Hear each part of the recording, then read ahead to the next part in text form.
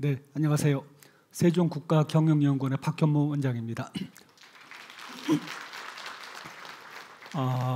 제가 올해로 25년째 세종을 연구하고 있습니다. 거의 사반세기를 지금 세종실록을 연구하는데요. 제가 2001년도에 당시는 한국정신문화연구원인데 한국학중앙연구원이라는 데서 세종실록을 읽기 시작한 이후로 오늘 아침까지도 세종실록을 읽고 있는데 어떤 분이 물어보십니다. 아니, 어떻게 그 긴 시간 동안 세종을 연구할 수 있느냐, 더 연구할 거리가 있느냐, 이런 질문을 하시는데요. 제 대답은 그렇습니다. 어떤 그 업적을 가지고 보면 사실 세종을 더 연구할 게 별로 없습니다. 거의 다 나와 있습니다. 근데 정작 중요한 것은 그런 업적을 내는 그 과정들, 이 과정들을 보면 너무너무 무궁무진한 거가 세종실록입니다. 그래서 저는 그 과정에 주목하다 보니까 그동안에 세리 CEO라든가 여러 가지 기업을 강의하고 있는데 제가 볼 때 가장 반응이 좋은 그런 강의는 이른바 세종 ABC를 같이 할 때 반응이 좋더라고요. 제가 지은 이름인데요. 세종 A는 뭐냐면 어치브먼트입니다. 업적입니다. 세종이 이러저런 업적을 남겼다라는 부분이 있고, 또 하나가 B가 있는데 B는 이제 그 업적을 이루기 위한 그 과정인데요. 그러니까 현재의 상태인데 목표가 저기 갔을 때 그 간극을 다리를 놓아주는 과정, 이게 브릿지가 이제 두 번째 세종이고, 세 번째는 더 좋은 반응이 있을 때는 세종만 보는 게 아니고 조선 후기의 정조는, 또 그 이전에 태종은, 조선의 고려 시대 누구는, 이렇게 또 외국의 사례를 비교하는, 그래서 업적과 그 과정과 비교를 하면 많은 분들이 거기서 배울 점을 얻는 것 같습니다.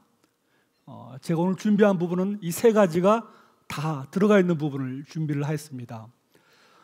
저는 이제 오늘 세 가지 주제를 준비했는데, 첫 번째는 왜 기업가 정신인가, 세종에게서. 그것도 조선시대에는 기업가가 사실 없다고 볼 수 있는데 왜 세종의 표현으로, 세종실록으로 보자면 기업가 정신은 어떤 사람인가, 이게 첫 번째이고요. 또 기업가 정신을 잘 하려면 어떤 학습을 해야 되는가, 이게 첫 번째 주제입니다.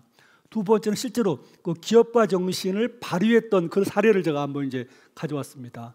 굉장히 긴 내용인데 짧게 핵심만 정리해 드립니다. 끝부분은 그런 세종의 기업가 정신이 또 다른 나라하고 어떻게 비교할 수 있는지 그렇게 준비를 했는데 어떻게 좀 기대가 되십니까? 네, 감사합니다. 이제 짤막하게 제 소개가 되어 있고요. 저는 첫 번째 주제, 세종이라면 기업가에 대해서 또는 기업의 CEO를 어떻게 볼 것인가, 이런 부분인데, 저는 생각하기에 조선시대를 이끌어가는 중심 세력은 선비, 지식인들이었습니다. 그런데 지금은 대한민국 또 현대 세대는 가장 그 나라를 이끌어가고 발전시키는 중심 세력은 역시 기업가라고 봅니다. 기업을 이끌어가는 사람들이죠. 그래서 저는 세종이 만약에 지금 대한민국의 지도자라면 당연히 그 사회를 발전시키고 혁신시키는 기업가가 일을 신명나게 하도록 그렇게 도와주고 이끌어주는 일을 전념했을 거라고 보는데, 세종은 당신이 이끌고자 하는 나라를 딱 네 글자로 표현했습니다. 아래 제가 하얀 글자로 표현했는데 공향입니다. 생생지락. 세종실록 25년 10월 24일자에 있는 말인데요. 말 그대로 함께 누리자, 더불어 누리는 자, 무엇을? 생, 앞에 생은 내가 사는 것입니다. 내가 먼저 바르게 서고 끝나지 않고 다시 뒤에 생, 남도 살게 하는, 그러니까 내가 먼저 바르게 살고 똑바로 서고 나아가서 남도 잘 살게 해주는 사람. 저는 곰곰이 생각하니까 정말 기업가들이야말로 먼저 내가 바로 서고 먼저 서고 또 구성원들 또 다른 고객까지 잘 살게 하는 그런 그 세종의 생생지락이 지금 우리나라의 이제 기업가들에게 한다면 이런 일을 하는 사람들이 기업가구나라고 하지 않으실까라고 생각이 들었습니다. 그리고 이제 제가 이걸 볼 때 내가 먼저 서고 남도 서게 하는 그런 기쁨을 누리게 하는 사람이 기업가인데, 제가 세종실록에서 굉장히 중요하게 배운 용어 하나가 경국, 경세, 요즘 말하는 국가 경영, 그런 말인데요. 이 모든 것에 국가 경영을 끌어가는 가장 중요한, 기업가의 중요한 덕목은 역시 성과이죠. 아무리 좋은 동기가 있다 하더라도 성과가 엉망이면 더 좋은 기업가를 할 수가 없습니다. 그래서 많은 분들이 궁금해하십니다. 정말로 세종 때 그런 업적이 다른 나라와 비교할 때 어느 수준인가, 이런 부분인데, 제가 이제 여기 앞에 그 C4, J0, K21, O19라는 부분을 이제 하나 가져왔는데, 아까 그 일본 동경대 교수들이 만든 과학사 기술사 사전이라는 책을 보면 제가 동경에서 보고 깜짝 놀랐는데, 각국의 최고 과학 기술의 명품 비교하자면 노벨상감에 해당을 다 이렇게 써놨어요. 아까 추구기 한자하고 하루 열고 K를 써놨거든요. 제가 K만 셌더니 21개예요. C, 차이나가 몇 개라고요? 4건이 있고, 당시 일본 학자들이 했지만 일본은 무로마치 시대에 하나도 없습니다. 59는 뭐냐면 한중일을 제외한 나머지 여러 나라들, 유럽의 나라들, 또 인도 등등을 합쳐가지고 제가 한 것은 묶어서 그냥 퉁쳐서 아더스라고 했습니다. 그러니까 유럽, 아랍, 인도를 다 합친 것보다도 코리아 하나가 2개가 많았다.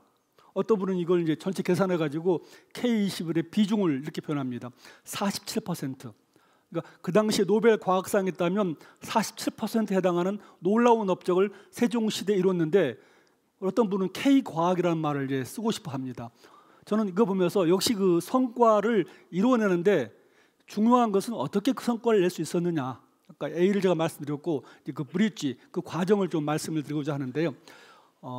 저는 이제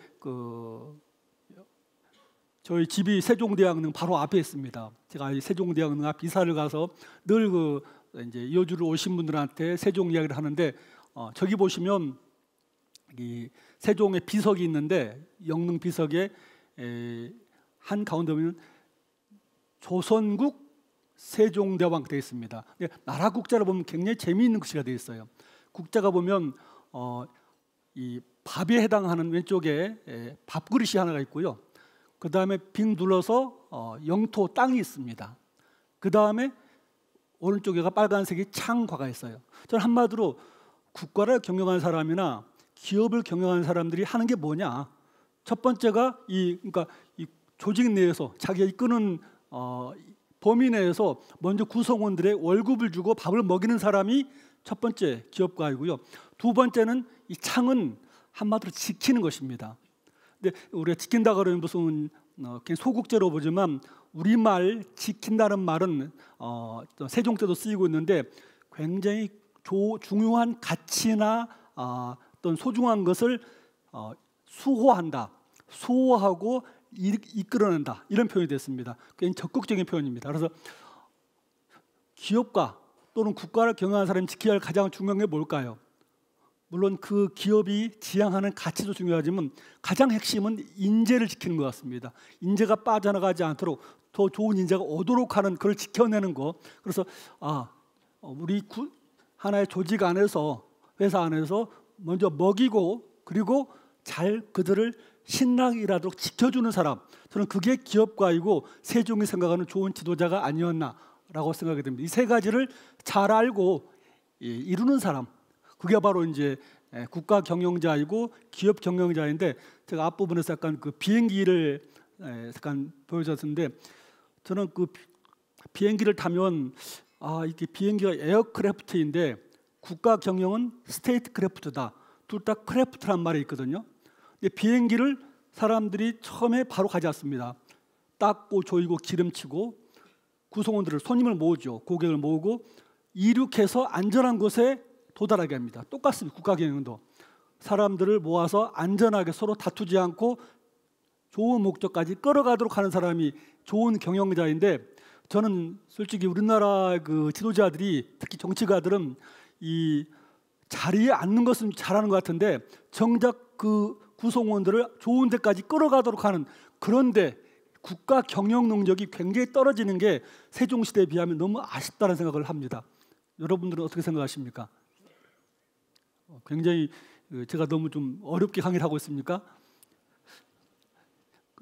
그래서 이제 세종실록에서 저는 매년 저희 연구소에서 세종 어록을 뽑아서 2025년도에 세종이라면 우리에게 어떤 말씀을 하실까? 한마디 세종 어록을 뽑는 게 저희 연구소의 굉장히 중요한 과제입니다. 그래서 올해 벌써 11년째 뽑고 있는데, 올해 제가 이제 세종한테 배울 리더의 중요한 오목이 뭔가 생각했더니 이른바 연결하라라는 말을 이제 저희가 뽑았어요. 제가 하나를 가져왔는데 혹시 원하시면 들을 수가 있습니다. 이렇게 그 어록을 뽑아서 세종의 그 잊고 살리는 그 일하는 방법. 세종이 제일 잘하는 게 잊고 살리기입니다. 우선 과거의 것을 잘 모아서 현재로 가져오는 데 뛰어난 사람이에요. 그리고 현재 인재들 사이를 또 서로 연결시키는 게 아주 타고난 사람이에요. 집현전이 그 매개체이고요. 뿐만 아니라 이렇게 묶어서 정리한 것을 후대에 또 기록해서 전달하는 것. 한마디로 세종이 잘한 것이 제일 잘한 것인데 지금 우리 대전환기에 기업가들한테 세종이 뭐라 하실까? 우리나라에 뭐라 하실까? 잊고 살려라, 연결하라. 그러면 엄청난 일이 일어날 것이다. 저는 그렇게 생각을 합니다. 그래서 오늘 오셔서 서로 연결하시고 세종이 연결하는 방법을 한번 잘 배우시면 앞으로 큰 도움이 되지 않을까 생각을 하고 있습니다. 그래서 저는 이제 세종실록에 있는 많은 내용들을 보면서 세종은 어떻게 배웠나, 어떤 학습을 거쳤나, 그리고 또 그 자녀들에게 또는 집현전을 포함한 많은 인재들에게 무슨 교육을 했나를 제가 한번 집대성해 봤더니 이렇게 세종의 청소년기와 20대까지의 세종의 봄, 그 다음에 세종의 청년기 한 20대, 30대까지입니다. 그 다음에 장년기 이제 한 40, 50대가 되는데 50대 후반에 이제 겨울인데 봄, 여름, 가을, 겨울로 봤더니 어찌 보면 청소년기의 그 정서적인 감성 공감 능력, 특히 말하기, 듣기, 쓰기 이런 부분을 굉장히 집중적으로 공부를 합니다. 성년기에는 자기가 뭘 잘하는가를 주로 배우고 특히 이제 자기 분야 일 잘하는 법, 관계를 잘 맺는 거. 장년기에는 역시 가장 지금 뭐 중요한 황금기이기도 한데 결정을 잘하고 그 결정에 책임지는 것을 계속 배우고 가르칩니다. 그리고 특히 멀리 보도록 하는 이제 오늘 맨 마지막 부분에 말씀드리겠습니다만 멀리 안목을 이른바 망원경을 가지고 전략적 사고를 갖추는 법을 배운 다음에 특히 그 인재를 알아보는 거 가장 핵심 오늘 제가 말씀드릴 세종의 그 핵심이 인재 알아보고 인재를 키워주는 방법입니다. 그리고 마지막에 장년기, 노년기가 이제 장년 후기는 좋은 사람에게 잘 넘겨주는 거. 저는 이 네 가지가 세종이 가장 잘했기 때문에 아까 K21 같은 놀라운 성과를 가져오지 않았나라고 생각을 합니다. 두 번째 큰 주제입니다. 앞에 세종이 말하는 기업가 그리고 기업가 정신 어떻게 배워나갔다면 두 번째는 이제 세종의 기업가 정신 발휘 사례인데요. 저는 세종한테 가장 인상적으로 배우는 주제가 질문하는 것입니다. 제가 세종은 끊임없이 질문을 하거든요. 세종실록을 보면 세종은 지시 명령보다는 어떻게 생각하는가 이렇게 끊임없이 물어봅니다. 한자로 어찌하여, 어찌하자, 같을 여자, 하여가 늘 나오는 말인데 그 하여라는 말이 이제 계속 질문하기 때문에 신하들이 준비하고 창의적 회의를 하는데 제가 또 그래서 이제 누구지 아시는 분도 계시겠습니다만 손욱 회장님이라고 삼성 사장님 하신 분인데 저희 이제 세종국가경영연구원의 이 사장님이 늘 저한테 질문을 하세요. 아니 그 세종 때 북방 영토 경영 사권 육진을 개척했는데 고려 때도 이 윤관이 구성 개척하지 않느냐. 근데 윤관은 실패했고 세종은 성공했다. 세종 때라고 반대자가 없던 것도 아니고 그 장애물이 많았을 텐데 어떻게 넘어섰을까요? 라고 저희 질문하셨습니다. 그래서 제가 고려사를 이제 보면서 하나하나를 살펴봤는데 뭐 제가 논문도 썼습니다만 간단하게 말하면 조선왕조실을 보면 윤관이란 말을 치면 늘 나오는 게 북방 개척에 관한 아이콘입니다. 늘 뭐 이성계부터 이방원, 세종실록은 더 많이 나와요. 세종이 뭐라 그러냐? 고려 때는 함흥 북쪽이 우리 소유가 아니었는데 윤관이 승리의 기세를 타고 깊숙이 가서 비속을 세워서 우리 경계를 세웠다. 두만강까지 가서 그래서 그는 다시 이걸 후퇴했는데 왜 그랬느냐? 김종서도 그런 말을 합니다. 그래서 제가 이제 그러면 왜 윤관은 그 실패했을까를 자세히 살펴보았습니다. 이른바 북진 정책이 교두보를 했는데 1108년과 1109년 두 번에 걸쳐서 한 번은 첫 번째 가서 개선 장군으로 행렬해 돌아오고 근데 두 번째는 그 다음에는 똑같이 북방에 갔지만 아주 그 패전 장군으로서 본인이 패전하지 않았지만 패전 장군의 대우를 받습니다.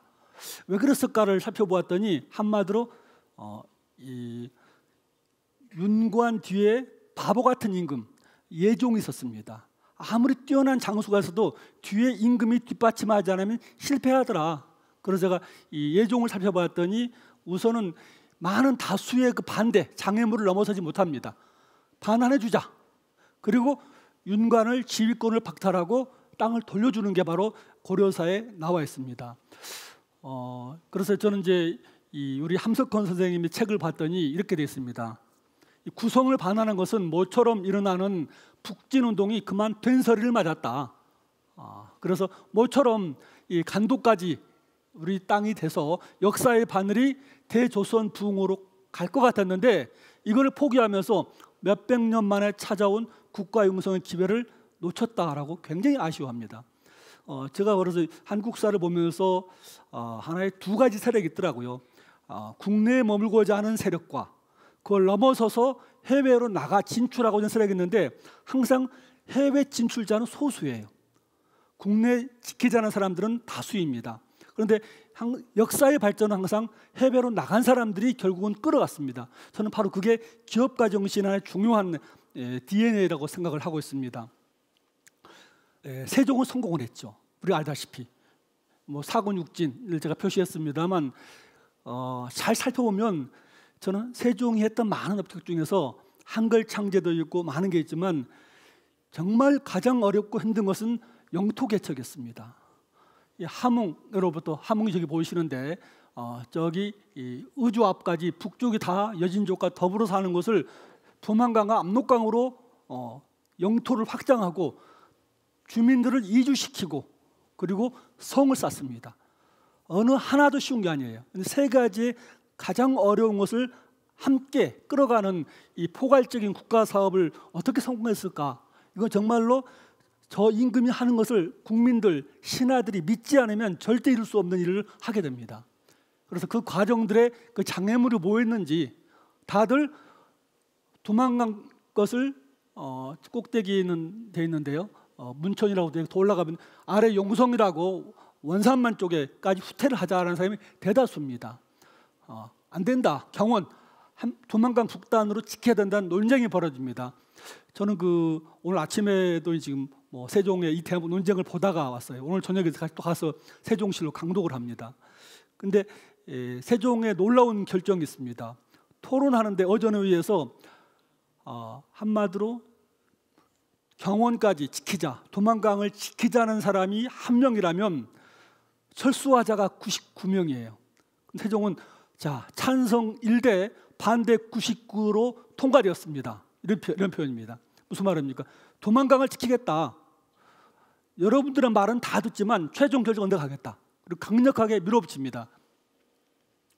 그때 이제 큰 두 번째 장애물은 전체의 반대와 함께 역시 중요한 일을 하면 인재에 대한 시기와 모함이었습니다. 아까 윤관도 시기와 모함 때문에 결국 포기하고 말았는데 김종서가 편지를 보내요. 함경도에서. 예로부터 지방에서 일을 할 때 신하들은 늘 참소와 비방을 만납니다. 또 저에 대해서 이러쿵저러쿵 비방한다는데 정말 그냥 저는 그만두고 싶다. 그때 세종이 긴 편지를 보냅니다. 제가 세종실록의 그 편지를 지금도 보면 정말 지도자가 어떻게 그 조직 내 풍토병 같은 고성과자에 대한 그런 시기와 경쟁심을 어떻게 지켜줘야 되는가 이걸 보여줍니다. 세종의 첫 번째 표현, 김종서의 공이 크다. 그를 흔들지 마라. 그가 어떻게 어려운 일을 했는지를 보아라. 내 생각에 김종서는 위력으로 여진족 추장을 제압하려 하고 그를 나쁘다고 말한 박호문은 회유해서 하려고 한다. 한 사람은 채찍으로, 한 사람은 당근으로 한다. 물론 김종서를 지키지만 그를 나쁘게 말하는 사람도 한 가지의 진정성을 인정을 합니다. 대개 이런 말 하게 되면 누가 나쁘다고 하게 되면 누구 편을 들거나 둘 중 하나를 쫓아내거든요. 세종은 비록 비판하는 사람도 한 가지 진정성 인정해서 그가 일정 부분 기여하도록 하고 있습니다. 이제 두 번째는 김종석이 힘을 실어줘야 됩니다. 또 긴 편지를 씁니다. 재미있는 건 세종은 글을 잘 안 씁니다. 눈도 안 좋았지만 주로 구술, 말로 하면 앞에 신숙주, 문종이 되는 세자가 받았습니다. 이 조선 후기의 정조는 주로 직접 쓰는 분이거든요. 정조는 서술형이고 세종은 구술형입니다. 구술형 지도자의 특징은 일단 말로 불러준 다음에 쓴 것을 한번 읽어보라고 합니다. 읽어보고 자연스럽게 토론을 하게 되는 이런 분위기인데, 역시 김종호서에 대해서 긴 편지를 씁니다. 답을 받아 쓴 거겠죠. 그러면서 내가 이제 북방일에 대해서 걱정이 없겠다. 경에게 모든 걸 맡기고 내가 의지하겠다. 그러면서 세종이 특기 하나, 왕이 입던 옷을 내려줍니다. 세종이 굉장히 다양하게 신숙주신하들한테 옷을 내려주면서 경에 대한 신뢰를 전폭적인 표시를 합니다. 그 CEO분들께서 업적을 남긴 직원들한테 말로만 잘했다 하지 마시고 이렇게 용포라도 하나 좀 남겨주시면 아마 더 든든할 것 같습니다. 마지막이 제일 중요한 것입니다. 많은 반대 여전히 나옵니다. 그때 세종은 조상의 땅은 한 뼘의 땅이라도 버릴 수 없다. 이 강경한 이 세종의 굳은 의지, 그것이 세종 때 그 많은 사람들이 후퇴하지 않은 것을 결견합니다. 제가 예종과 달리 세종은 성공한 이유를 세 가지로 나누자면, 첫 번째는 세종 끊임없이 두만강과 압록강의 지도를 그려오라고 그래요. 지도를 그려와라. 그리고 그 지도를 사람들에게 보여주면서 가시적으로 눈에 보이게 해서 사람들의 눈을 모으고 마음을 움직입니다. 두 번째가 중국과의 관계, 명나라죠. 여진족과의 관계, 또 일본과의 관계를 잘 외교를 통해서 그 일에 전념하도록, 북방 개척에 장애가 없도록 환경을 만들어줍니다. 마지막은 최고 지도자가 어떤 그 인재에 대한 전폭적 신뢰와 어떤 지지, 이런 부분이 이제 성공하는데, 그럼 어떻게 됐을까? 결론으로 이게 유명한 것이 있습니다. 세종 이전의 북방의 백두산의 지도하고 세종 이후의 지도가 확 바뀝니다. 세종 이전 태종 때 만들어진 지도에는 두만강, 압록강 경계가 불투명할 뿐더러 백두산의 표시가 없어요. 그런데 세종 이후부터는 백두산이 아주 중요하게 부각하게 돼 있고, 나중에 우리 대동여 지도를 보게 되면 아주 백두산이 민족의 영산으로 드러나게 됩니다. 한마디로 제가 이른바 백두산 프로젝트라고 표현했던 것처럼 세종 때 영토, 백두산을 포함시키고 영토를 완전히 우리 땅으로 만들었고, 그게 지금 헌법에 나와 있는 것처럼 한반도와 그 부속도서의 영토가 확실하게 우리 걸로 돌아왔는데, 저는 이 세 가지 중에서 질문하고 싶어요. 우리가 해외에 개척하든 어떤 다른 분야의 어떤 그 기술적인 개척을 하든 간에 기업가 정신을 발휘한다고 그럴 때 뭐가 제일 어려울까? 첫 번째, 분명한 비전을 제시해서 또는 목표와 이 수행 과제를 제시해서 구성원들의 공감을 일으키는 것과 유리한 환경을 만들어주는 것과 인재에게 맡기고 위임하는 것, 뭐가 제일 중요할까요? 아마 세 번째를 저는 처음에 생각했습니다. 근데 제가 곰곰이 세종시를 보면서 좀 다르게 생각했습니다. 바로 카이사르가 있는데, 로마의 고대 로마의 카이사르도 30여 차례 갈리아 전기를 하면서 연전연승하는데 딱 그것 때문에 실패를 하더라고요. 우리 그 시오노 나나미의 로마인 이야기를 보게 되면 카이사르의 머릿속에는 갈리아 전체의 지도가 정확하게 그려져 있었대요. 어디 가면 이제 그 무슨 부족이 있고 어디 가면 뭐가 장애물이 있는지를 다 그리고 그걸 바탕으로 전략을 세웠고 병력을 확보했다고 돼 있어요. 여러분 아시다시피 이 갈리아 전기는 카이사르가 로마 궁궐에 조정해서 이제 거의 밀려나서 변방에 이제 쫓겨간 상황이었는데, 하나하나 전투를 헬비트족과 전투하면서 승리한 것을 보고해서 로마로 보내면 너무너무 재미있는 그런 그 승전 기록이 돼 있죠. 또 그 다음 쪽 하면서 가는 곳마다 승전 보고서가 오는 거가 로마의 아주 인기 베스트셀러가 됐습니다. 왜냐하면 어려움들을 이겨내는 과정을 들으니까 그것이 결국은 이제 다음 편이 어떻게 될까, 마치 드라마를 보는 것처럼 그렇게 사람들이 기대하면서 오히려 그 카이사르가 승리하게 되는데, 근데 놀랍게도 카이사르도 실패합니다. 뭐가? 바로 도보 해협을 건너기 시작합니다. 브리타니아 부족을 도보를 건너 부족과 싸워서 뭔가 좀 아무도 안 가봤던 것을 해보겠다. 그냥 스스로 인기에 도취가 됐어요. 그래서 온 힘을 다해서 싸웠지만 가까스로 재앙을 모면하는데 그쳤다라고 돼 있어요.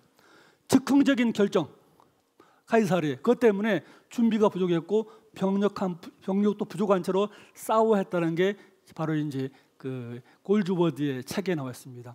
한마디로 특히 불투명한 것을 가려고 할 때는 충분하게 토론을 하되 어떤 정확한 그림을 잘 그려주는 것, 이게 세종에게도 그렇고 또는 카이사르도 그렇고 윤관도 그렇고 아주 중요한 하나의 그 목표더라라는 것입니다. 지금 우리가 대전환의 시기이고 정말 한 치 앞을 보기 힘든 상황이기 때문에 이 상황을 어떤 식으로 해야 되느냐, 바로 저는 이 전체적인 우리가 하고자 하는 것을 충분하게 토론해서 목표를 세우고 구성원들의 마음을 모으는 게 중요하다고 봅니다. 끝으로 저희가 이제 그 세종에게 한마디로 기업가 정신이 뭐냐, 어떻게 해야 되느냐라고 물어본다면 세종실록에는 용어, 저 뒤에 이제 감고작금이라고 이렇게 나와 있는데요. 제가 지금 세종문화에 관해서 제가 이제 뭐 12주씩 그렇게 해서 강의하면서 많은 CEO들을 한 얘기가 옛것을 거울 삼아라. 옛날의 성공과 실패 사례를 충분히 살펴라. 저는 많은 그 CEO분들이 실수하는 거가 마치 자기 처음 백지에서 시작하는 것처럼 새로 시작하는 것입니다. 근데 놀랍게도요, 과거에 비슷한 사례가 엄청나게 많았고 그런 지혜를 모으면 아주 충분하게 나오게 됩니다. 제가 이제 이렇게 뽑아놨는데, 감고작금, 옛 사람의 성공과 실패를 거울 삼아라. 여기 보면 이제 고인지 성패, 옛날의 성공과 실패 사례를 거울 삼습니다. 주로 집현율학사들이 그걸 조사를 합니다. 뿐만 아니에요. 참작하다, 금인지이해, 지금 사람의 이롭고 해로운 것을 참작하라. 단지 옛날 것만 보면 지식에 불과합니다. 또 현재 것만 보게 되면 깊이가 없어요. 그래서 옛날의 성공과 실패, 지금의 이해관계를 충분히 생각해서 만전의 계책을 도모하라. 저는 그게 우리가 세종한테 지금 어떻게 이 한 치 앞이 안 보이는 시절을 헤쳐나가야 됩니까? 감고작금해라 라고 하는 것이고요. 그 감고작금의 핵심은 바로 인재를 지키는 것, 인재가 떠나가지 않도록 잘 기르고 지킬 때다 생각합니다. 끝으로 제가 오늘 오전에 읽었던 세종실록을 보니까 한마디로 내우외환이라는 그런 주제가 딱 맞는데, 세종한테 가장 어려운 세종 9년 31살부터 32살 그 사이입니다. 세종한테는 백성들의 반발 또는 대외적인 침략, 여진력이 쳐들어옵니다. 특히 극심한 민생, 경제적 어려움, 그 속에 세종이 뭘 한가 봤더니 한마디로 인재 경영을 합니다. 인재 기르기를 합니다. 집현전 학사들한테 사가 독서를 시켜서 집중적으로 공부시킵니다. 성균관 유생들 기릅니다. 왜냐하면 이렇게 어려울 때 가장 할 수 있는 게 뭐냐? 인재를 기르는 거다. 그 인재를 잘 길러야지 나중에 이 위기가 끝났을 때 도약하고 성장할 수 있다. 그게 바로 만전지기의 가장 중요한 첫 번째 조건이고 과제가 아닌가 하는 생각을 하면서 제가 준비한 강의는 마치겠습니다. 감사합니다.